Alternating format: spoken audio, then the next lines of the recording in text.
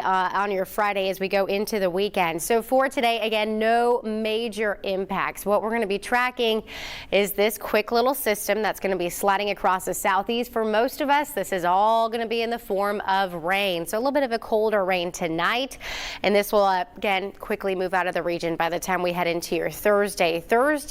And most of your Friday, not too bad. We are going to start to see cloud cover increase in your Friday. Most of our models don't show precipitation on your Friday, but we started the weather impact alert day just to kind of have you be prepared for what is going to be moving into the area this weekend. Now with this weekend, folks, there still is some uncertainty. As I was looking at some of the latest models this morning, again, keep in mind we're looking for consistency.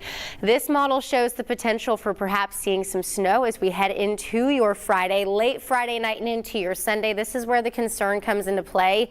Will we see that transition over to sleet, maybe even some freezing rain? So I would expect that Sunday morning roads will probably be their worst conditions that they're going to be across the region. So if you're heading off to church Sunday, you're going to have to be very careful about our next system that's going to be sliding into the area. We do have, again, a quick clipper system that's going to be pushing in tonight. For most of us, the precipitation that we're watching is going to be in the form of rain. Could see a few flurries up into the higher elevations, but again, this is going to be just likely a cold rain.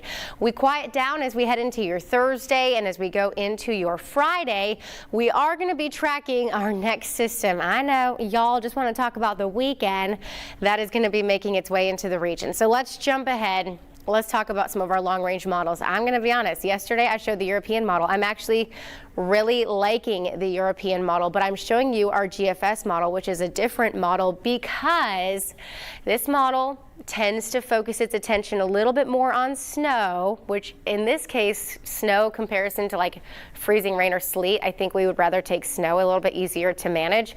But we do have the potential going into your Sunday that we may see some warmer air pushing in from the south, and that will likely impact areas potentially south of I-40 if this model trend continues, bringing in the chance for maybe some sleet, some freezing rain. That could be, again, some big impacts that we could be seeing on the roads. On the backside of this system, we may see some lingering activity going into the early part of next week, with most of us continuing to more on your extended forecast. But today we do have a quick little clipper system that's going to be sliding into the region, and this is forecast to bring in some light to moderate rain, maybe a few flurries up into the higher elevations. We also have some breezier and warmer weather that's going to be in place today. It's kind of nice to say that for a little bit. So what I would encourage you folks is to enjoy it. Maybe use today and tomorrow as those days to kind of prepare for some potential wintry weather as we go into the weekend. I know y'all just want to know the details about the weekend. You don't really care about the next couple of days.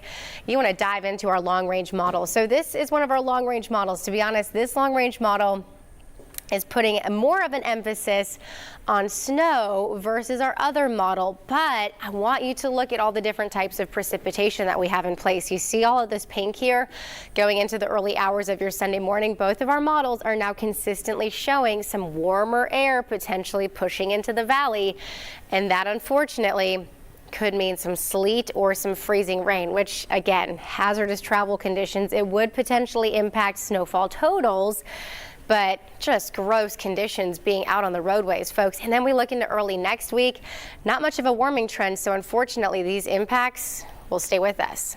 We want to transit Friday. First, I do want to talk about today because we have a clipper system that's going to be sliding in. This is forecast to bring in light to moderate rain as we go throughout the evening hours tonight. A few flurries across the higher elevations. It's going to be breezy and warm today, so that's kind of the main thing we're going to be tracking.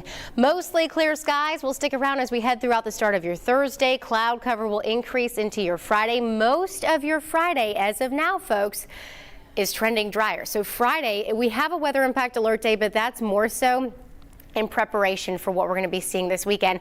This is the GFS. So this is our long range model that has at this moment higher snowfall totals in comparison to our other long range model. But what I'm noticing with both of these model trends is that we are watching the potential for some warmer air moving into the Central Valley. While this may impact our snowfall totals, hear me out, if this happens, it is still going to bring in some really bad impacts on the roads, freezing rain, sleet, and then on the backside of the system, if we get some of this wraparound snow, I mean, this could create some travel concerns even into the early hours of your Monday. So needless to say, folks, I'm not giving details on